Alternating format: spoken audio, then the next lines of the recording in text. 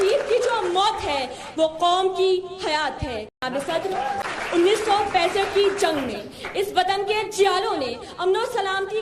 के अज़्म को लेकर वतन की खातिर वतन के दुश्मनों के अज़ाइम को खाक में मिला दिया। कभी MM आलम जैसे जाबाज की सूरत में जिसने 1 मिनट में दुश्मन के 5 तैयारों को गिराकर उन पर खौफ और लर्ज़ा तारी कर दिया, तो कभी राशिद मिन्हास, मेजर तुफैल और कैप्टन कर्नल शेर खान की सूरत में, तो कभी मेजर अजीज भट्टी की सूरत में, जिन्होंने अपने सीने पर बम बांधकर इस बात का ऐलान कर दिया कि चाहे मेरे जिस्म के टुकड़े टुकड़े क्यों ना हो जाए, लेकिन मैं अपने दुश्मनों को मजा चखा कर रखूंगा। और इसी तरह जनाब सदर 1965 की जंग में हमारे दुश्मनों ने ये बात बड़े फख्र से कही थी कि हम सुबह का नाश्ता लाहौर में करेंगे, लेकिन सलाम हो हमारे वतन के जाबाज सिपाहियों पर जिन्होंने उन्हें नाश्ता तो किया, ऐसा लंच कराया कि शायद वो इस लंच को कभी ना भूलेंगे, क्योंकि शहीद की जो मौत है वो कौम की हयात है। शहीद के लहू का एक एक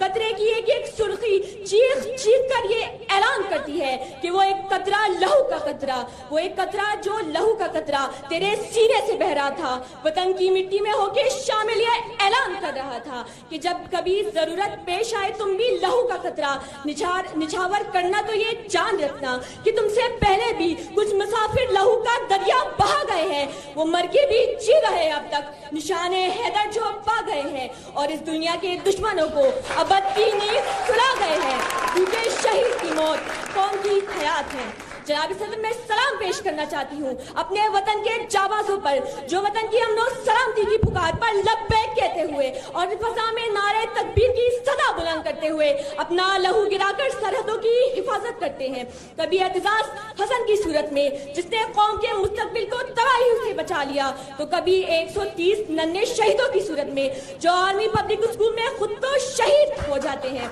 लेकिन उनके दोस्त बच्चे दोबारा उस स्कूल में तालीम हासिल करके दुश्मन को ये पैगाम देते हैं कि मुझे खुद भी पढ़ना है, अपने दोस्तों को और दुश्मन के बच्चों को भी पढ़ाना है, क्योंकि शहीद की मौत कौम की हयात है। लहू जो है शहीद का वो कौम की ज़कात है। शुक्रिया।